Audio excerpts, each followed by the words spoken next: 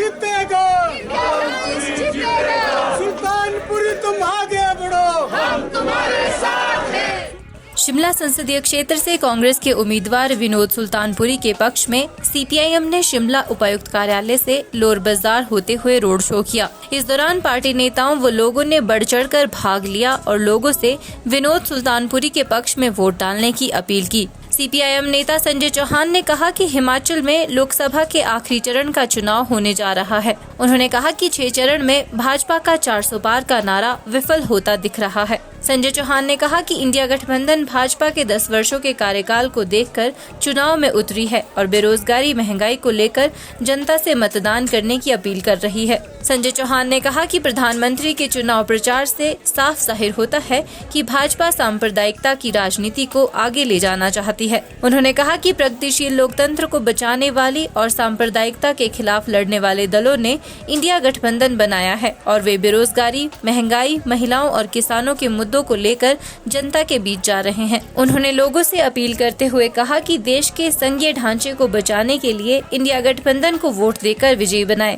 उन्होंने कहा कि देश हित के लिए भाजपा को हराना आवश्यक है। जो 6 चरण का मतदान हुआ है, इसमें यदि आप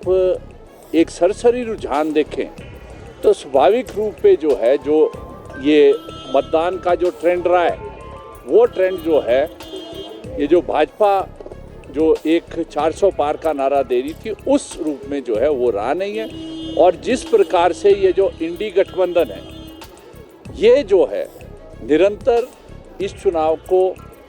जो आज पिछले 10 वर्षों में जो बड़ा हमला जो है भाजपा की सरकार के द्वारा हमारे संविधान के ऊपर, लोकतंत्र के ऊपर और जो देश का संघीय ढांचा है, इसके ऊपर जो निरंतर 10 वर्षों से करती आई है, उस मुद्दे को लेकर जो है इस चुनाव में उतरी थी। और इसके साथ साथ जो 10 वर्षों के अंदर देश में जो मोदी जी के नेतृत्व में जो एनडीए की सरकार है, उसके द्वारा जो है बेरोजगारी, महंगाई और जिस प्रकार से महिलाओं के ऊपर जो हमले बढ़े हैं इस समय में, तो इन मुद्दों को लेकर जो है जनता ने इस समय में मतदान किया है। और आपने देखा है कि जिस प्रकार से आज हमारे प्रधानमंत्री अपना चुनाव प्रचार अभियान के अंदर, रैलीज के अंदर जो भाषण दे रहे हैं, उससे स्पष्ट है कि इस भाजपा जो है सांप्रदायिकता की राजनीति को जो है आगे ले जाने की बात कर रही है, बेरोजगारी को दूर करने की कोई बात नहीं कर रही है, महंगाई को कम करने की कोई बात नहीं कर रही है। ये जो आज हमारे देश के संघीय ढांचे के ऊपर हमला है, उस पर रोक लगाने की कोई बात नहीं कर रही। तो स्वाभाविक रूप से आपने देखा है कि इस देश के अंदर जो प्रगतिशील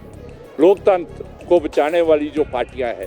जो सांप्रदायिकता के खिलाफ लड़ने वाली पार्टियां हैं, जिसने इंडी गठबंधन बनाया है, जिसमें कांग्रेस है, सीपीएम है, दूसरी वामपंथी पार्टियां हैं और कई क्षेत्रीय पार्टियां, तो वो स्वाभाविक रूप से जो है जनता के मुद्दों को लेकर चुनाव लड़ रही है। और हिमाचल प्रदेश में भी आपने देखा, अब तो भाजपा के लोग ही कह रहे कि पहले तो ये कह रहे थे कि 400 पार, हिमाचल में 4 के 4, अब तो भाजपा के लोग खुद मान रहे कि 2 सीट जो है अभी वो जो इंडी गठबंधन है उसके उम्मीदवार जो है वो जीत रहे। तो स्वाभाविक रूप से हमारी पार्टी जो है इन मुद्दों को लेकर जनता के बीच जा रही है और